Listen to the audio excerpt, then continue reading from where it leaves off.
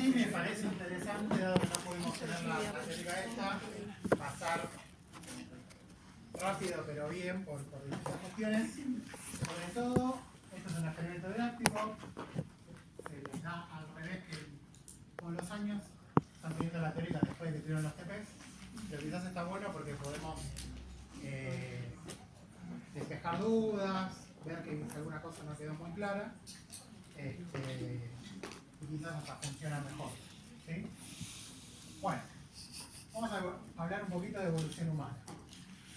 En otra época tenía más teóricas, pero ahora tenemos una.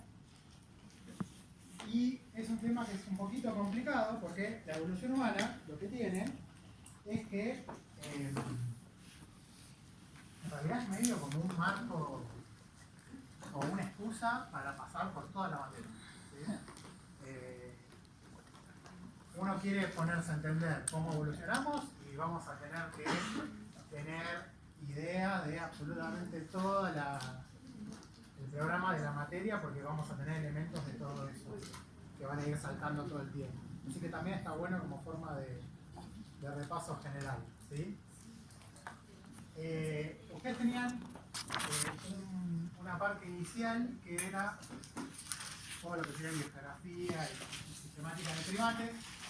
Eso no lo vamos a ver, que es bastante enciclopédico y con las diapos un poco de búsqueda en internet o de los libros más o menos pueden entender los grandes grupos.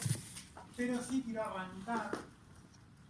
Hoy vamos a ver básicamente la evolución de los homínidos, ¿sí? Cosa que nos influye. Y vamos a terminar en nosotros humanos modernos. Así que vamos a estar medio centrados en las dos partes de esta teórica en la evolución de nuestro grupo. Bueno, ustedes, espero que ya saben, pero si no lo repasamos, tenemos a los homínidos, que son todos los grupos que podemos decir grandes simios. Básicamente es un grupo monofilético que incluye el antepasado común entre los orangutanes, los gorilas, los chimpancés y bonobos y los humanos. ¿Okay? Esos son lo que ahora se considera como homínidos, y en particular vamos a concentrarnos en los homininos, que es justamente todo aquello que está más relacionado con nosotros, todas las especies están más relacionadas con nosotros que con el chimpancé, ¿sí? Que es, digamos, la especie viviente más cercana a nosotros. ¿Okay? Así que cualquier especie que filogenéticamente está más relacionada con nosotros que con un chimpancé es un hominino. ¿Cuántas especies de homininos hay actuales vivas sobre el planeta? Una sola. ¿Sí? Pero hubo un montón de especies de homininos. Como están extintas, la única manera que tenemos de abordarlas en un primer acercamiento es por el registro fósil, por eso está todo lleno de calaveritas. ¿Okay? Y en esa diversidad prehistórica aparecen géneros que ustedes ya los están viendo en los TP, como Paranthropus, Australopithecines, etc. ¿Okay? Dentro de esos géneros hay alguna cantidad de especies que es parte de la discusión. ¿Sí? Tenemos un problema acá de especiación en donde nos tendríamos que guiar por el concepto morfológico de especie, entonces ahí está la discusión de cuántas especies estamos viendo dentro de cada género, cuántos géneros hay, etc. ¿Bien?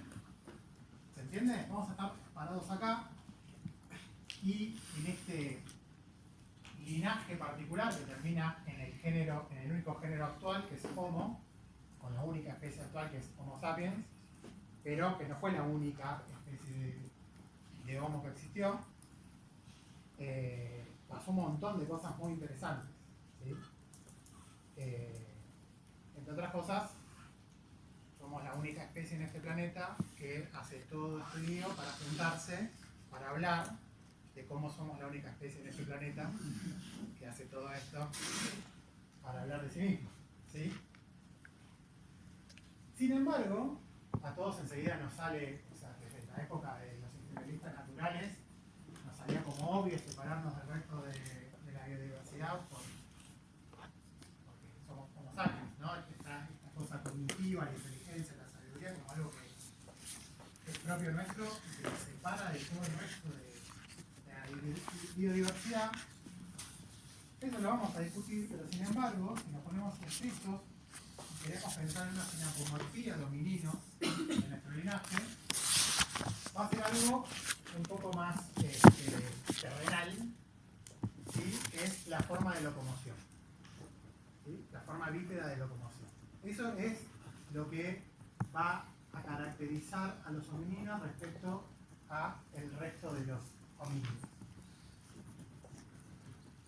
Así que básicamente, si un paleoantropólogo desentierra algo y sospecha o quiere pensar que es un hominino, va a estar buscando constantemente tratar de inferir cuál era el método, la forma de locomoción de ese organismo. ¿Bien? Bueno. ¿Cuándo comienza o en qué contexto comienza esto? ¿No? El linaje de los homínidos. Primero y principal es un linaje netamente africano en origen. ¿Okay? Y hay, bueno, exactamente el lugar geográfico donde se origina, no lo sabemos, pero sí se desarrolla, se asocia mucho el origen de los homininos con una región que es el África Oriental, y era el cuerno de África, y sobre todo en una época en donde se acentúa un proceso que se venía dando hace 30 millones de años, pero en los últimos 10 millones de años se acentúa, que es lo que se conoce como el rift, ¿sí? No sé si ustedes saben, pero básicamente África se está desmembrando en el continente. Dentro de unos millones de años, acá vamos a tener un hermoso mar tropical, pero mientras, lo que tenemos ahí son toda una serie de fenómenos de orogenia que vienen desmembrando el continente, y lo que hace, entre otras cosas, es una serie de barreras que cambian las cuencas hidrográficas, y durante los últimos 30 millones de años lo que fue pasando es que el oriente de África cada vez se fue volviendo más árido. Los bosques ahí desaparecieron, aparecen las sabanas típicas de los documentales africanos, y los climas son más estacionales y más secos. Pero en esas regiones estaban habitando lo que serían los antepasados de lo que ahora llamamos humanos y lo que ahora llamamos chimpancés, ¿sí? Estaba ahí poblaciones de primates, proto-homininos, proto-paninos, ¿sí? Que ocupaban esa región y se fueron de alguna manera adaptando a estos cambios. La propuesta, el modelito original, era que básicamente de un lado del rift, la parte árida y abierta, quedaron los que después terminaban siendo homininos, bípedos, y de la parte que conservó las selvas a los lugares cerrados, fue ese linaje que terminó en los chimpancés, ¿sí? Con el bipedismo pensado directamente como una adaptación inmediata a un ambiente abierto. ¿Entiendes?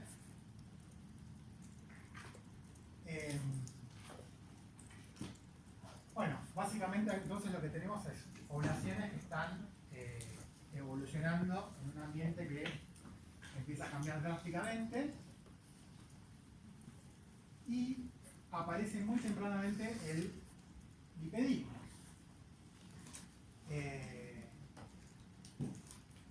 El bipedismo, y vamos a ver otra cosa más, van a ser como las grandes características recientes de lo que sería la evolución en términos generales del linaje.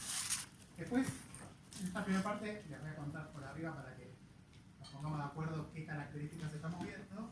Después vamos a ir por un lado más de ir especie por especie, grupo por grupo, para ver cómo estaban estos caracteres en esos grupos en particular. El bipedismo, bajo ese nombre, en realidad estamos hablando más que una adaptación o un carácter, es un síndrome. Es un conjunto de caracteres porque básicamente el bipedismo involucra una reestructuración de pies a cabeza de lo que sería el plan corporal de un primate. Y por lo tanto, hay un montón de características a lo largo de, por ejemplo, todo el esqueleto que indican que ese primate es bípedo. Por ejemplo, acá tienen al chimpancé, a un australopithecino y a Homo sapiens. Y por el ángulo que forma el fémur con la cadera, ven que acá el chimpancé directamente es recta la patita. Cuando dibujaríamos un esqueleto si fuéramos chiquitos o no fuéramos muy anatómicamente correctos, pero en realidad hay un ángulo, ¿sí? Este ángulo es lo que permite que nosotros caminemos sin estar balanceando, ¿no?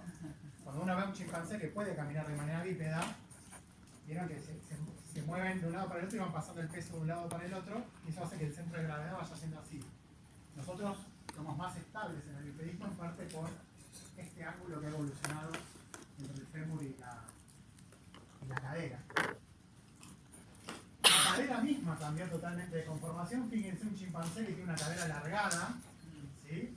en el sentido anterior-posterior, y los humanos forman más como una especie de vasija, ¿sí? De sosteniendo hacia arriba, con las crestas ilíacas, lo que sería el peso del tórax y del tronco. Esto es un cambio de conformación que responde obviamente a un montón de desafíos de distribución de pesos y de locomoción, que hace que las caderas sean muy diferentes, y entre otras cosas la estructura tanto de la cadera que hace que el canal de parto se angoste, y es el famoso bíblico parirás con dolor de las hembras bípedas, en parte precisamente como un constraint, una limitación indirecta de lo que es evolucionar una locomoción bípeda. Vamos subiendo, ¿no? El tórax, la caja torácica, también tiene otra conformación, distribuyendo de manera distinta el peso de los órganos internos. Entonces tenemos estas cajas torácicas en forma de barriles en los humanos, y en los grandes simios no homininos es más triangular, porque ustedes piensan que la mayoría de estos primates no humanos, su desplazamiento es cuadrumano, ¿sí? O sea, entonces, por ejemplo, la columna vertebral, cuando se mueven, está en posición horizontal, básicamente, con el piso. Las curvas y contracurvas que tiene nuestra columna también es una adaptación al bipedismo, que en los grandes simios tiende a ser mucho más recta.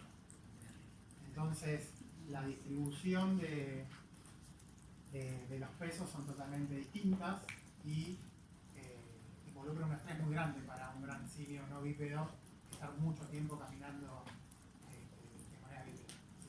Enseguida le va a doler la espalda, le va a tirar algo de la espalda. De todas maneras, ustedes piensen que nuestros dolores de las lumbares, las hemorroides, hay un montón de problemas que tenemos en parte por la postura, es en parte porque no terminamos de evolucionar a una manera perfectamente bípeda y todavía estamos reorganizando la columna para que así sea. Bueno, la vida moderna también hizo que hiciéramos estragos, pero... Y subiendo, cómo se inserta la columna vertebral con el cráneo, también indicaría si este primate es bípedo o no, porque nuestros cráneos están apoyados directamente sobre la columna, por lo tanto, sigue un eje de peso mucho más efectivo que en los grandes simios, que la columna no sostiene al cráneo, sino que en todo caso sigue siendo parte del complejo, ¿sí? Porque de vuelta, los grandes simios caminan con el cráneo y después pasa la columna, entonces esto está sostenido así, cráneo y columna, y nosotros en realidad tenemos apoyada la cabeza sobre el mismo eje del peso del resto del cuerpo. O sea que básicamente muchas partes de los esqueletos nos pueden indicar si lo que estamos viendo es un primate bípedo o no, ¿sí? Acá, por ejemplo, qué tan anterior o posterior es el foramen magnum en el cráneo. Acá tienen dos especies de Homo, un australopithecino, Sahelanthropus, ahora lo vamos a ver, y un gorila. Y fíjense que el nivel de bipedismo está totalmente correlacionado con qué tan anterior es el cráneo. ¿Sí? Esto es lo que estoy diciendo. Bien. Otra cuestión otro carácter, esto no tiene que ver con el bipedismo, pero que uno en un cráneo puede ver, por ejemplo, es el arco que forma, el arco dentario, la forma que tiene, en formas primates, de primates más simiescos, por así decirlo, o más plesiomórficos si quieren, tienen estos arcos bien cerrados, y los humanos, con una retracción, por un menor pragmatismo, tienen estas formas más de U, más abiertas del arco dentario, que se logra en parte por una reducción también de las piezas dentales. Esa es otra característica que uno puede ir siguiendo y viendo a lo largo del linaje de los organismos.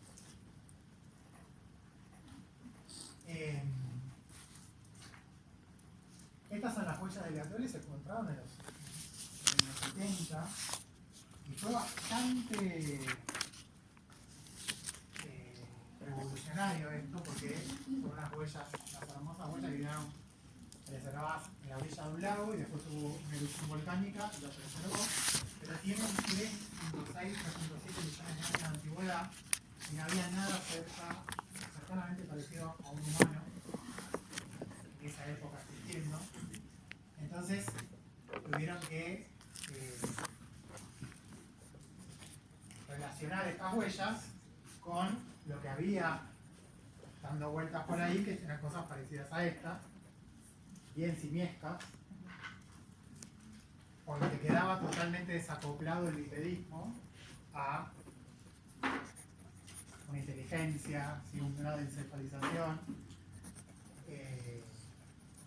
Y eso fue bastante, en su momento llamó mucho la atención porque estaba la comunidad científica convencida de que todos los caracteres científicos de un humano moderno venían juntos evolucionando de manera concertada. Entonces, si algo caminaba de manera tan moderna, tenía que ser moderno en el resto de las características, ¿no? Y en realidad lo que tenemos acá son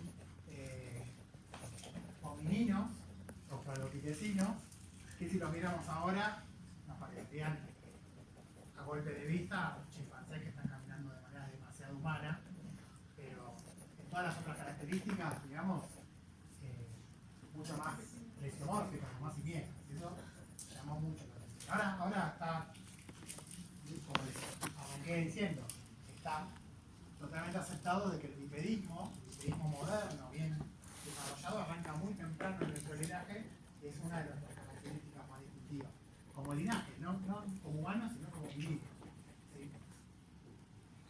¿Sí? El consenso antiguo, ¿no? Viejo, actualizado de que el humano era el que tenía las características. ¿Cuándo, digamos, en qué época del siglo pasado empezó a cambiar? En los 70 tenés estas cosas que empezaban como a llamarte la atención de que no había una evolución correlacionada de todos los caracteres, pero todavía no se conoce. Claro. Pero lo anterior, de vuelta, es bien de la síntesis moderna también. Es como la síntesis moderna entendía la evolución humana. Entonces, todo lo que fuimos discutiendo de cuándo le pegaban a la síntesis moderna, Kimura, Gould, todas las cosas que fuimos viendo, bueno, en la misma época empieza a poder establecerse otras historias alternativas de la evolución humana. Bien. También mucha preocupación de cómo explicamos algo, porque el bipedismo, como vieron, es un montón de caracteres que cambiaron, ¿sí? Respecto a lo que conocemos en otros sitios. De vuelta, si es a la vez, hay un montón más de características que ni les puse, pero hasta la conformación de los dedos del pie. Entonces, claro, algo tan radical de cambio morfológico, la pregunta que se va a hacer cualquiera es ¿por qué? Y la respuesta, por más que no la sepa, la va a buscar desde el lado de la selección natural. O sea, básicamente es esto que estamos viendo es una adaptación, porque es muy radical, muy...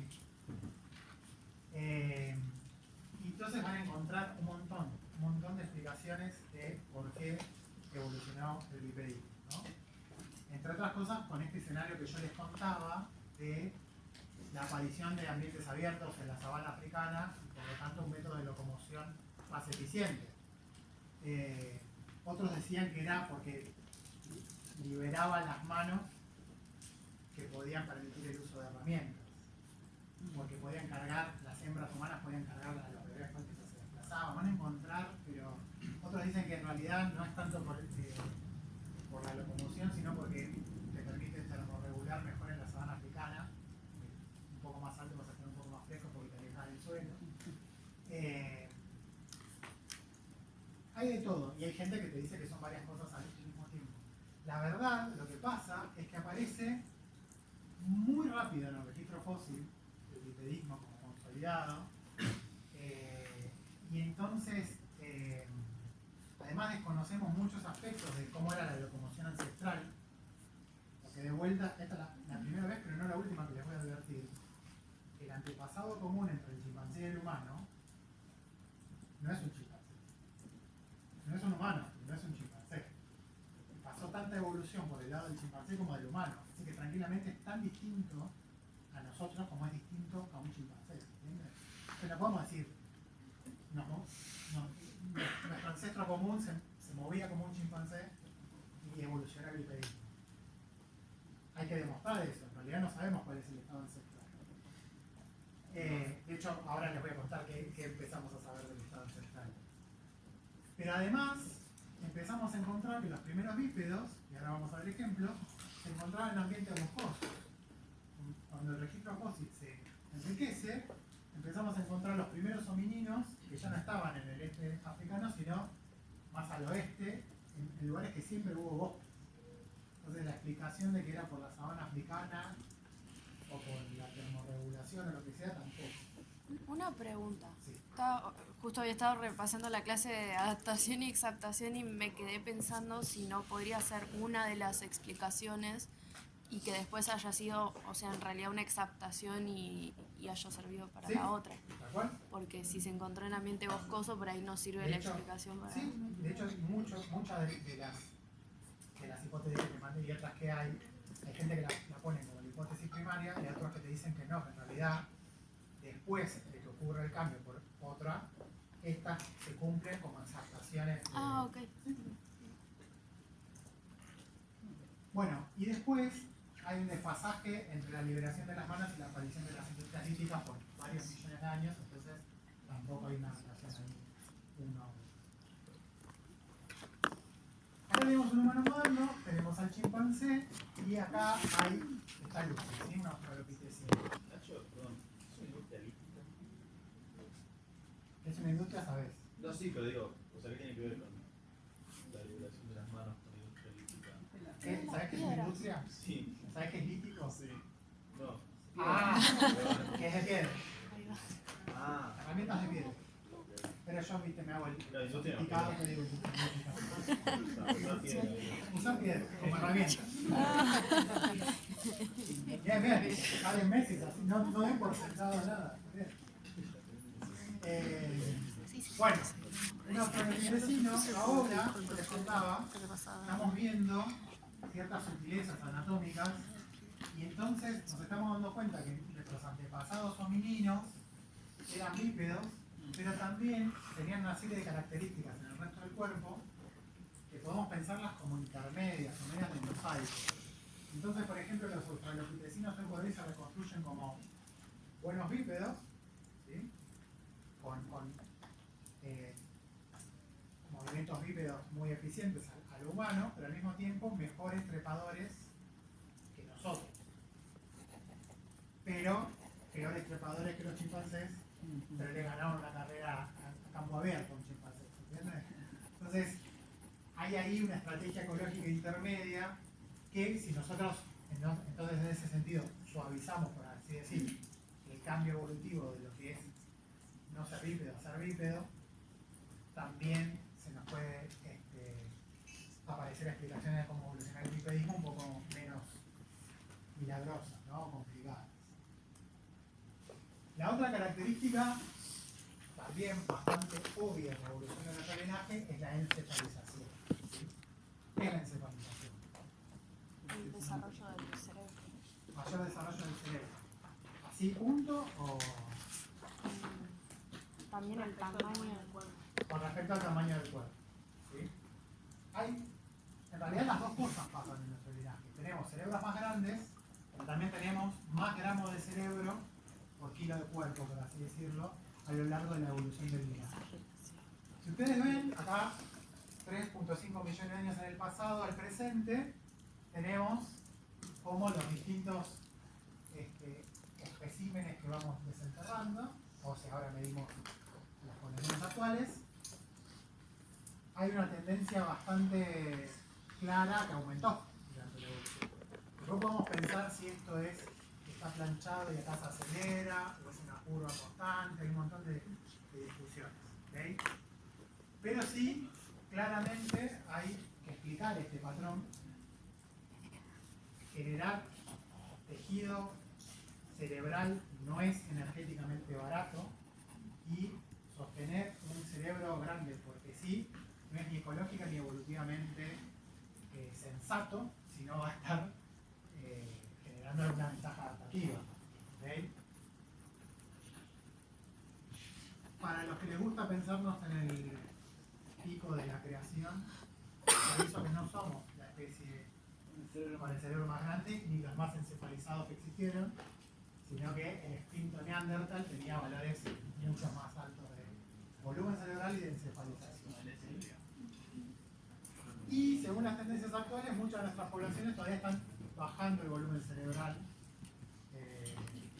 respecto a los tiempos históricos, así que hay que ver cómo sigue esto en el tiempo, si no llegamos a un pico y a partir de ahora. Pero bueno, esto es otro carácter que llama mucho la atención, que claramente tiene un patrón, y después hay mucho para discutir sobre cuál es el proceso que puede explicar este patrón, o los procesos. ¿Sí? Disculpa, hay una cosa que no entendí, creo que la entendí mal de la práctica. Entonces, el neandertal también... Está mal la práctica, yo después hago mucho mal. No, yo creo que lo entendí mal, por eso no.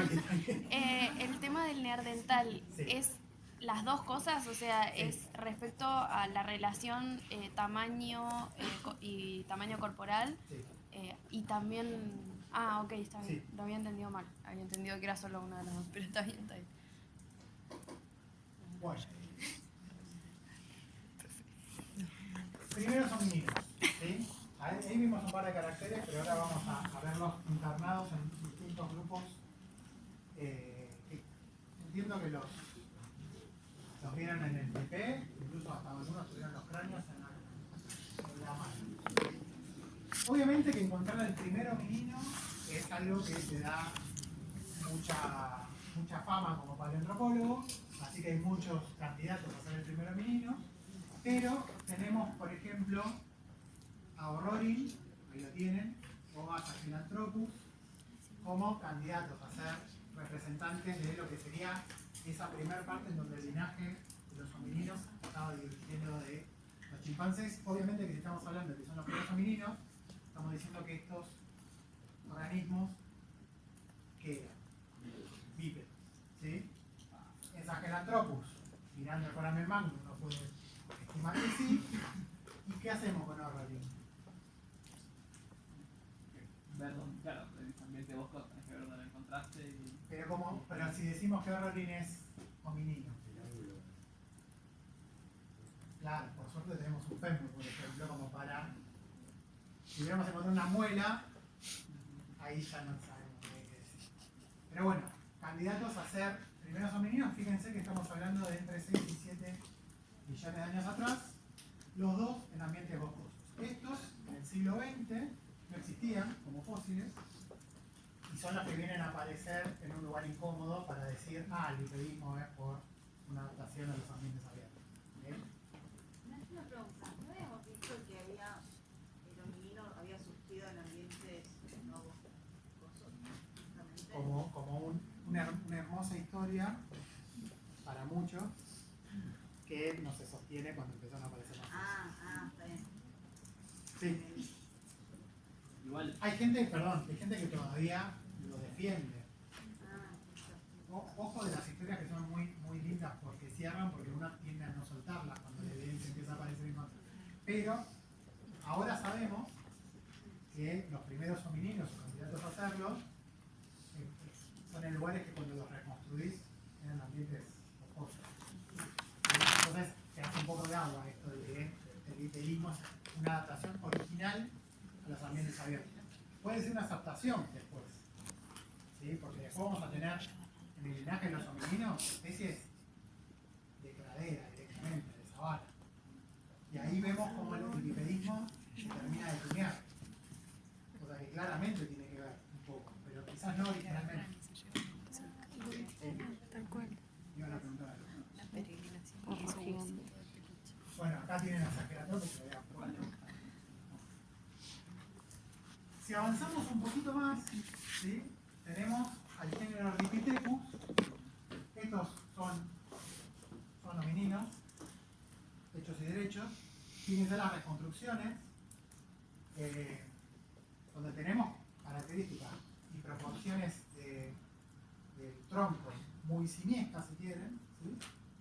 Más parecidas a lo que vemos ahora en el chimpancé o en un gorila, pero bípedos, ¿ok? Ardipithecus tiene unos 4 millones y medio de años. Hay bastante material de todo el cuerpo, entonces ahora las últimas reconstrucciones lo comparan con esto que yo les decía que eran en realidad locomociones un poco más híbridas, que no eran bípedos, pero tampoco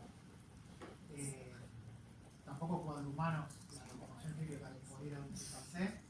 Entonces, acá tenemos la posibilidad de que en realidad fueran una especie de locomoción más generalista y especializada en trepar árboles y especializada en caminar de acá hasta Luján. ¿Okay? O sea, una cosa media punta. Y de vuelta encontramos a este género en ambientes húmedos y forestados, pero en realidad no los ambientes en donde ahora encontraríamos un chimpancé o un gorila, ¿sí? Podríamos pensar que estos eran homininos de cotono, ¿sí? De zonas que ya no eran tan cerradas. Acá, por ejemplo, tenemos en gris la reconstrucción de la pelvis de Ardipithecus, y en amarillo lúcido, ¿sí? El australopithecino que hizo la huella de la etólica, ¿ok? Y que es un poco posterior a la reconstrucción. Si se fijan hay un poco de diferencias, ¿no? O sea, estos son dos bípedos, no son un bipedismo obligado, como se dice, que es como el que tenemos nosotros, y sin embargo vemos que hay ciertas diferencias que lo hace a Ardipithecus un poco más eficiente en trepar y en hacer cosas a lo chimpancé. Y esto yo es lo que les contaba, ¿no? Acá en rojo tienen tiempos más profundos, 7 millones de años, y en amarillo nos acercamos a cosas más recientes. El registro fósil antes de los primeros bípedos se concentraba acá. Los más antiguos se concentraban acá. Y Ardipithecus, por ejemplo, aparece acá, Sahelanthropus aparece acá, en lugares que están por fuera del oriente árido del Valle del Rift, que era supuestamente la cuna del bipedismo y del linaje que iba a dar a los humanos, ¿no? También tenemos un problema, que acá los paleontólogos podrían decir mucho si tuvieran, es que esta zona, ¿qué hay acá? ¿El Nilo? No, el Nilo está acá. No, aquí empieza y en Acá. Si van acá, ¿qué es el ambiente? Selva. ¿Sí? El Congo, Zaire, selva. No fosiliza nada. En una selva no fosiliza nada. El reciclado de nutrientes es tan grande que prácticamente nada de lo que se muere en la selva queda como registro fósil. Entonces, de hecho, el registro fósil del linaje del chimpancé es casi inexistente. no porque no hayamos buscado, porque el chimpancé siempre se quedó en un ambiente que no fosiliza. Entonces no sabemos mucho de la evolución nuestra, porque tampoco sabemos mucho de cómo evolucionó el linaje del chimpancé, porque no hay registro. Es un absoluto. Es muy pobre el registro fósil del chimpancé. Bueno, Así que también no sabemos si esto es un patrón real o un sesgo de fosilización, ¿no? Quizás había mucho bipedismo acá dando vuelta, que nos lo vemos perdido. Bien, tenemos los primeros homininos, que ya lo vimos a Bipithecus. Si avanzamos un poco más, vamos a formas más clásicas, en el sentido que se puede hacer más simple, los australopithecinos, ¿sí? Acá tienen un humano. Este tiene, acá como australopithecus, porque es un libro viejo, pero este es un hominino del género Paranthropus. Y estos son dos australopithecinos hechos y derechos. Antes, esto se conocía como australopithecinos gráciles y este como robustos, ¿okay? Por obvias razones, ¿okay? Los australopithecinos aparecen más o menos hace unos 4 y algo millones de años y van a estar durante varios millones de años, todo esto en África, ¿sí? Sobre todo en esta parte oriental que yo les digo, que son las sabanas. Tenemos esqueletos y cráneos más gráciles que Ardipithecus y que las formas más ancestrales, ¿okay?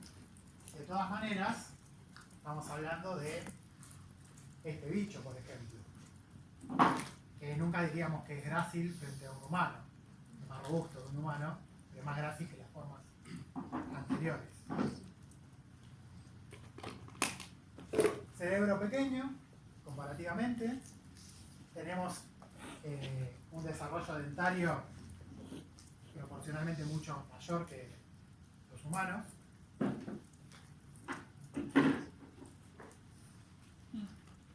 Como cosas bastante obvias.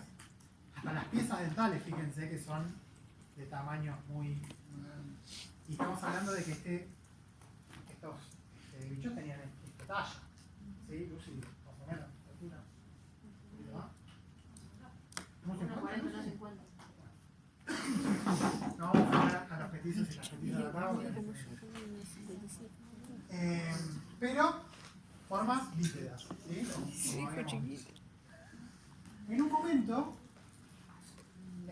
hace más o menos 3 millones de años, 3 millones de años, hay un evento bastante importante de divergencia. Todo esto de vuelta, ¿no? Es el linaje de los homininos. Estamos bípedos, van pasando los géneros, tenemos distintas especies, y hace unos 3 millones de años tenemos una divergencia entre esto que yo les decía, ¿no? Australopithecinos gráciles y robustos para la literatura clásica. Ahora los robustos tienen un género propio que es Paranthropus.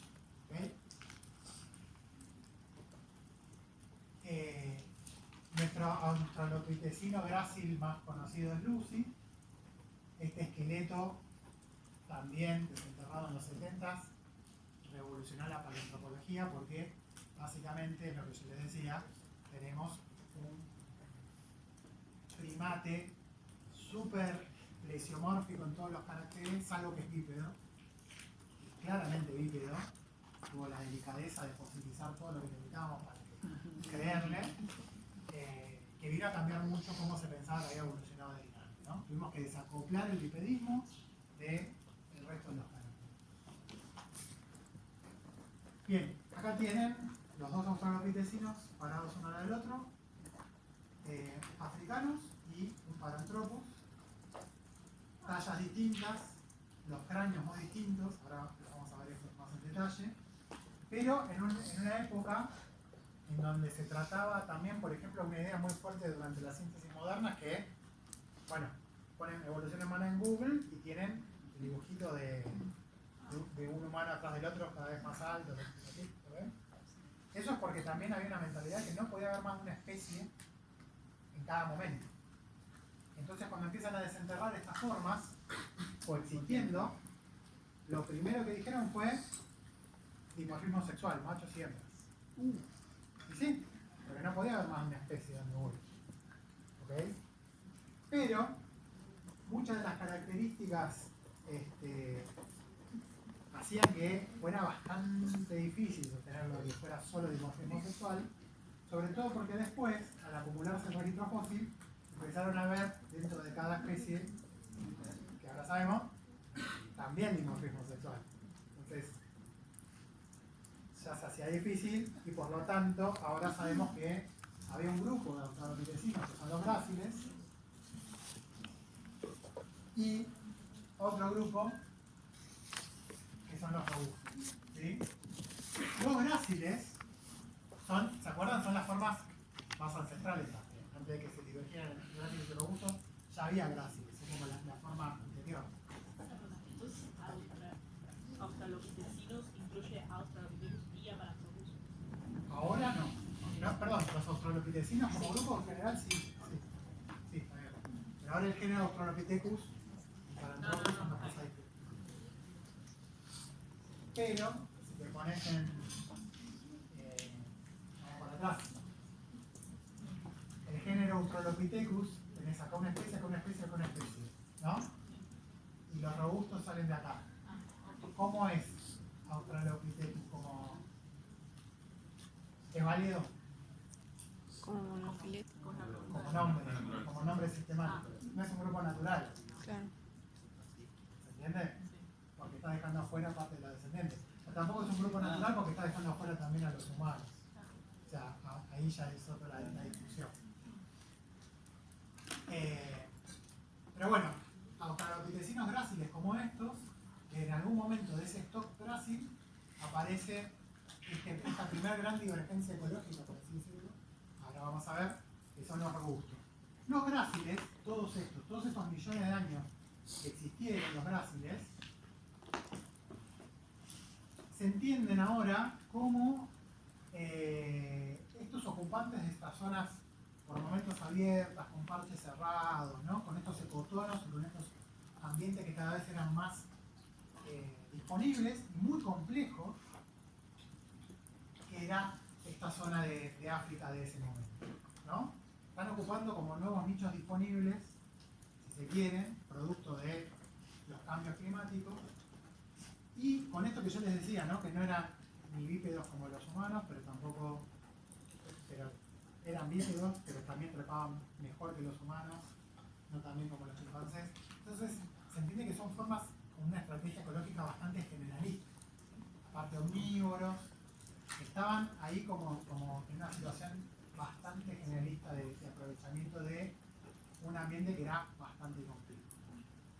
Los robustos, ¿sí? Paranthropus, no están así.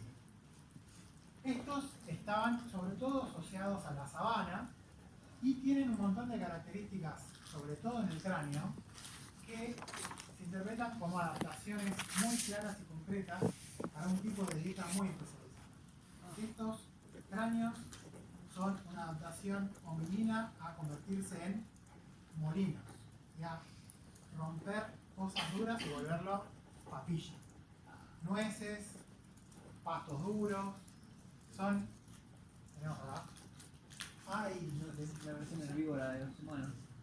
Claro, estos cráneos incluso hasta en algún punto están muy derivados. El otro tenía la cresta sagital más prolongada, pero las muelas de estos bichos eran enormes y todo el complejo craneal en realidad estaba exacerbado para mordidas fuertísimas. ¿Okay?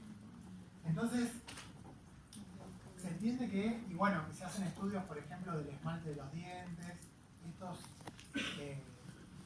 individuos estaban comiendo tubérculos, nueces, cosas muy duras que aparecían, sobre todo, empezaron a ser más abundantes en la sabana, como estructuras, adaptaciones de los vegetales a ese nuevo ambiente que estaba siendo aprovechado en particular. O sea que básicamente los robustos vienen a especializarse en un nicho particular que no existía hasta ese momento, que era comer una dieta dura vegetariana en la sabana africana.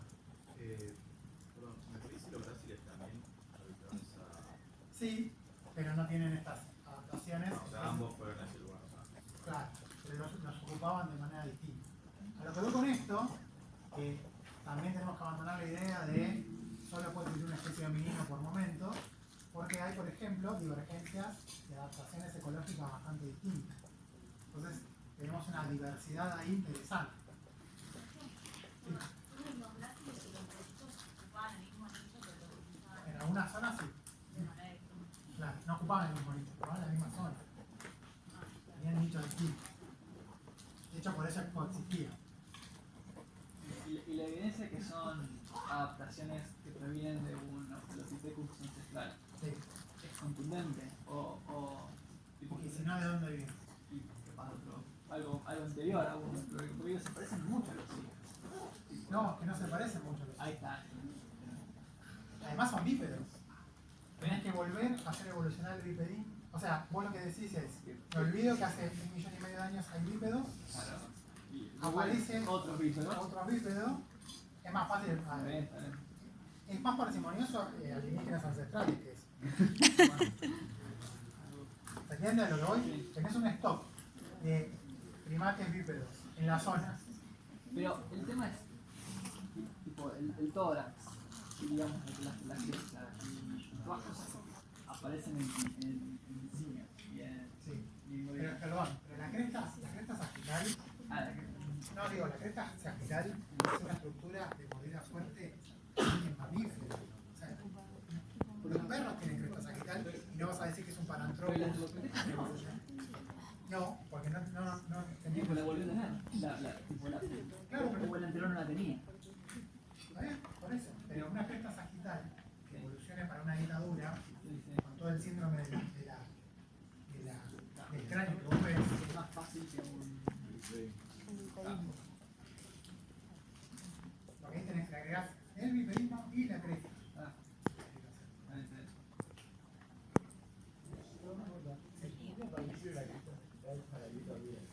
Ah, si tocate acá y apretás los dientes, te levanta, ese es el hueso, ese es el músculo macetero. Es el músculo más fuerte que tenemos, por más que no parezca. Nosotros no, somos una risa, pero en realidad los que tienen mordidas más fuertes que nosotros, ese músculo, toda la parte del tendón se agarra de la pared del cráneo. Si vos lo desarrollás mucho el músculo, una de las cosas que pasa es que tiene que pasar por el arco fibrobático. Todo esto era un haz muscular que se agarraba a la mandíbula y acá arriba se tiene que agarrar de un lado. Entonces se ancla en el parietal. Pero cuanta más superficie tenga el parietal, más fuerza puedes hacer. Entonces empieza a desarrollarse una cresta que aumenta la superficie. Y todo esto así era un músculo que se agarraba a la mandíbula. Imagínate lo que era eso. Pero Como abrían las botellas de cerveza. la cresta va aumentando con la edad. Va aumentando la cresta con la edad. Cuando se va poniendo más. En realidad, todos los huesos nuestros, por uso, los podés cambiar un poco de forma y todo. Pero esto ya era una constitución de la especie. Me imagino que nacían con menos acentuada la cresta, pero sí, se desarrollaba y llegaba a la adultez. Imagínate. Me falta una muela. Un dentista. ¿Se entiende? El trauma que la sacó porque después Bueno. si quieres te cuento. Todo esto que les estoy contando ocurre en África. Empezamos hace más de 6 millones de años, 7 millones de años. Y tenemos esta situación. ¿Sí? Y esto es toda evolución de homínidos en África. ¿Ok?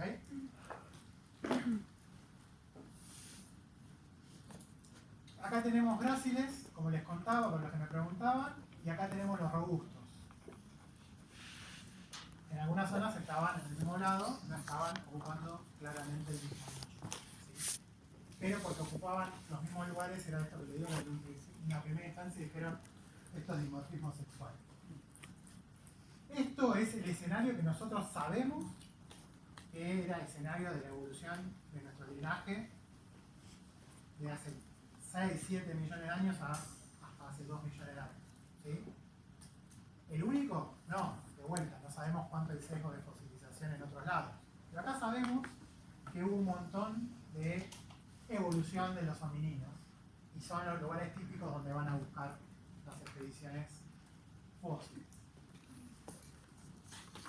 Y hace 2 millones de años, para redondear, aparece el género Homo, ¿ok?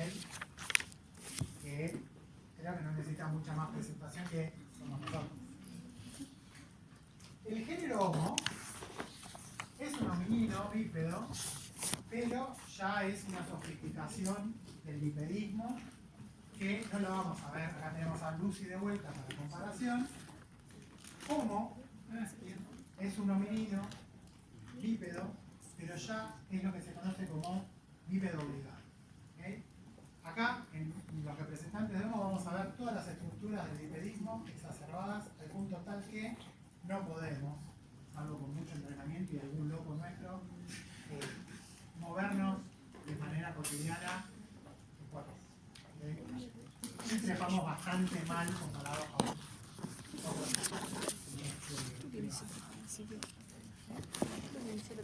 Bueno, ahí tenemos los ejemplos que yo les conté, pero fíjense en el género Homo, ya tenemos dos bípedos, ¿no? En el género Homo, la proporción de lo que son piernas con respecto al resto del cuerpo, ahí se lo pongo en escala para que vean, es un género de bípedo mucho más piernudo, por así decirlo. ¿Sí? Eso es parte también de la adaptación a la locomoción bípeda obligada. Y va a ser en el género Homo donde lo otro que yo les contaba, esto de la encefalización, algunos dicen que es donde se acelera, pero nuestros cráneos, incluso los primeros representantes como este que es habilis, ya son cráneos mucho más gráciles, donde nuestro hueso frontal se empieza a levantar. No son, estos los viejos antropólogos a esto le llamaba frente huidiza, porque se escapa la frente, no la tienen. En cambio nosotros, ¿no? Pues ya es una lapicera. Bueno, son cráneos mucho más abovedados, que responden a un mayor volumen cerebral, aunque nuestros primeros representantes del género, como habilis, no es tan así como les estoy contando, sino que todavía empezamos en el género con volúmenes cerebrales bastante más chicos que los actuales, ¿no? Sin embargo, habilis tiene unos 600 centímetros cúbicos y eso ya es bastante mayor a los 450 que tenían los australopithecines. Lo que sí, el género Homo, sobre todo, va a estar asociado a ambientes abiertos. Nosotros sí somos un género de especies que ocupaban de manera cotidiana los ambientes abiertos. Por eso, ahí sí, lo que hablábamos de si el bipedismo sí o no, ahí sí, nuestro bipedismo tiene un montón de características que todo indicaría ser que son, si no empezó para la locomoción en ambientes abiertos, nuestro bipedismo es una adaptación a ambientes abiertos, tal cual lo manifestamos. ¿Okay? Nosotros y el resto de los... una aclaración. Esto no es canon para el mundo, pero sí, como yo doy la clase, para mí cualquier especie del género Homo, yo le voy a decir humano. O sea, nosotros somos humanos, pero como habilis yo le voy a decir que es humano y así en adelante. Aviso para que yo soy bastante ecuménico, claro. Bueno, Homo habilis, el primer humano, para mí, aparece en África, de vuelta, ¿de dónde viene? Y básicamente en África, antes de esto, teníamos australopithecinos gráciles y robustos. Lo más parsimonioso es que algo del stock grácil en algún momento evolucionó hacia el género Homo. Y el género Homo aparece en un momento de África bastante particular, en donde de vuelta empieza a haber un montón de oscilaciones climáticas. ¿Sí? El origen de nuestro linaje como homininos está asociado a un momento así medio de crisis climática ambiental y la aparición de nuestro género también. ¿Por qué? Porque acá empiezan lo que nos sigue acompañando, que son los ciclos de glaciaciones. ¿Sí? Y de vuelta tenemos un momento en donde la sabana africana, que retrocede, hace 2.8 millones de años, se vuelve bastante abundante. Homo habilis se llama así porque se le adjudica las primeras industrias líticas. ¿Sí? Si bien ahora está bastante en discusión, porque se sospecha que ya australopitecinos podían llegar a usar herramientas, porque de hecho los chimpancés usan herramientas y las fabrican, pero eso prácticamente es una sinapomorfía de nuestro ancestro común. ¿Sí? Pero bueno, seguro que Homo habilis sí utilizaba y fabricaba herramientas, y la otra cosa interesante es que empieza a aumentar el porcentaje de grasas y carnes en la dieta. Está la discusión si eso es por carroña o porque eran cazadores activos, pero básicamente los humanos tienen otra fuente de alimentación y tienen otro nicho ecológico que no es la de un australopithecino graso. ¿Sí? Hace 1.8 millones de años aparece este muchacho en África, como el Gaster, que durante un tiempo coexiste con habilis, y acá tenemos ahora sí un postcráneo básicamente como el nuestro. ¿Sí? El bipedismo llega a su manera más exacerbada acá, y después de eso no hubo mucha más evolución del postcráneo. Y es estos individuos o representantes de estos individuos los primeros en dispersar fuera de África. Ahora, en la segunda parte, después del intervalo, vamos a hablar un montón de esto, pero básicamente son los primeros que pueden salir del continente. Estamos hablando de que hubo millones de años, los primeros 5 millones de años de evolución dentro del continente. Como el Gaster, un tipo de humano arcaico, sale de África y empieza a ocupar otras zonas del viejo mundo, y con alguna duda, pero serían los primeros en manipular de manera no oportunista, sino directamente deliberada, el fuego. ¿Sí?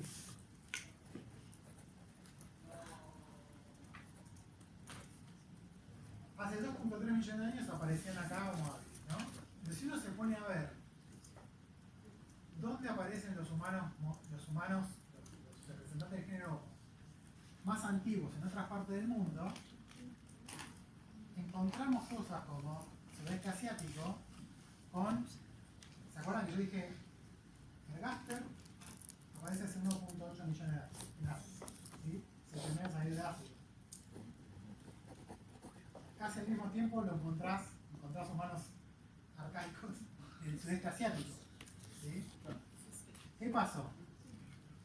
Si sacamos alienígenas ancestrales, lo que pasó es que claramente hay una capacidad dispersiva muy grande asociada con este grupo de homínidos, con los primeros humanos. No salieron corriendo porque aparte desconocían que existía otra parte del mundo. Esto lo que estamos hablando es una capacidad dispersiva de, piensen en grupos humanos que aprovechan un lugar, conocen los recursos, crecen demográficamente, algunos pasan a otro lugar y así, ¿no? Pero rápidamente, en términos evolutivos, ¿sí? En unas decenas, cientos de generaciones, eso se pierde en el registro fósil, ocupan lugares muy distantes de la zona de origen. ¿Okay? Así que si estuviéramos haciendo ecología en ese momento, encontraríamos que de repente hay un grupo de homínidos dentro de lo que es el género Homo con una capacidad dispersiva que no tenían los homínidos. Con todos los desafíos que implica ocupar, este es un ambiente dentro de todo, si quieren, pero ambientes con climas, floras y faunas totalmente distintos a lo que era la situación africana, ¿no? Entonces, ahí, ya directamente, muy cerca de los 2 millones de años, tenemos humanos arcaicos en todas partes del mundo menos en América, y es un patrón de vuelta, en términos evolutivos, bastante explosivo, ¿no? Fíjense que veníamos muy tranquilos, hay una divergencia ecológica interesante con los robustos, pero aparece nuestro género y ya la escala geográfica se agranda los tiempos de dispersión son casi muy inmediatos, de vuelta, en términos evolutivos. Y por lo tanto esto complica bastante la cuestión. Entonces, y ahí esto lo vamos a discutir después, desde la aparición del género hasta hoy, en estos tres continentes que son el escenario, la gran pregunta que se hizo todo el siglo XX y buena parte de lo que transcurre de este es de cuántas especies estamos hablando cuando vemos y desenterramos representantes del género Homo en distintas partes del mundo. ¿Entiendes? Es un problema de especiación. Saber esto, saber contestar esto, dice un montón de cómo evolucionamos y cómo llegamos acá, pero no es para nada sencillo. ¿Sí? Acá tenemos humanos arcaicos de distintas partes del mundo. Este que les mostré de Gaster es el humano arcaico típico de África. Pero ustedes deben conocer, de antes deberían conocer Homo erectus. ¿Te suena? Bueno, ese es el humano arcaico como el Ergaster, pero existía en el sudeste asiático. ¿Sí? Y de hecho hay un Erectus del sudeste asiático y un Erectus de la zona de China que tranquilamente podrían ser cosas distintas. Acá tenemos el de China, el de Indonesia, acá tenemos, esto es en Europa y esto es en el Cáucaso, ¿sí? En la zona ahí entre Rusia, Asia y Europa, y fíjense que todos tienen características arcaicas, no son los cráneos de Homo sapiens.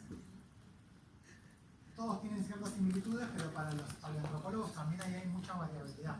Entonces hay mucho para discutir de si estamos viendo una especie muy dispersiva o estamos viendo distintas especies, además en un escenario de 2 millones de años de evolución. Acá tienen distintas reconstrucciones de humanos arcaicos, desde cosas más simiescas hasta cosas que parecen en aspecto más cercanas a nosotros. Una pregunta, Sí. no terminé de entender. Entonces, todos estos vienen del Gaster de África Sí. y aparecieron en muy poco tiempo fósil porque se dispersan mucho. Y es la única explicación que tenemos. Ahora, si vale la pena decir que es Erectus, Ergaster y Cellulargensis y todos los nombres que dieron, o no, va a depender de si vos entendés que son una especie, como hay varias especies, que básicamente esa fue la discusión de la paleoantropología en los últimos 100 años. ¿Sí? Ahora vamos al intervalo, pero básicamente les voy a plantear el escenario en donde tenemos humanos arcaicos por todo el viejo mundo y ven que el Diodargensis, que es una forma típicamente europea, que de estos después terminan apareciendo los neandertales, ¿no? Tenemos formas de humanos arcaicos en Asia que son los Erectus o no, dependiendo de los nombres que tengan, y de lo que quedó acá, de los Ergaster, de los que sean el de Bergensis, todos los nombres que pueden encontrar acá, en algún punto, en algún momento, aparecen las morfologías que nosotros interpretamos como humanos modernos, como nuestra propia especie. ¿Sí? Eso es parte de un patrón, pero también es una interpretación del patrón, porque hay gente que dice que esto que acabo de decir es bastante sesgado y que la morfología moderna en realidad aparece en distintas partes del mundo, distintos rasgos, y que entonces no necesariamente aparecería Homo sapiens en África como otros sostienen. ¿Sí? Ahora vamos a jugarnos y les voy a contar lo que sabemos hasta ahora, que es un montonazo. Pero básicamente había mucha disputa hasta que la genética empezó a dar muy buenos datos para terminar de descubrir esto que les estoy contando. Había mucha disputa de qué estamos viendo acá. Cuántas especies, cómo son esas relaciones, y qué pasó, porque básicamente en realidad lo que se está en juego es nuestra propia naturaleza, ¿no? Qué nos hace humanos y qué nos hace únicos y qué son las características definitorias de nuestra especie que no las vemos encarnadas y no las vimos nunca encarnadas en otras especies. ¿Sí? Porque la pregunta es cómo y dónde surgieron los humanos anatómicamente modernos. Y yo les diría que hasta hace 2 o 3 años no sabíamos responderla y ahora sabemos responderla bastante bien. ¿Sí? Así que vamos en la segunda parte a hablar un poco de hoy por hoy en todo el mundo hay solo humanos modernos. ¿Okay? Hasta no hace nada había unas especies que todavía no hablamos y vamos a ver, como los denisovanos y los neandertales. Vamos a ver si podemos dar un poco de luz de qué pasó con este patrón y qué somos nosotros, si es que somos algo interesante, ¿no? Así que bueno, nada, hagamos el intervalo. ¿Alguna duda hasta acá? Muchas. ¿Quiénes somos? Bueno, 15 minutos arrancamos, ¿sí?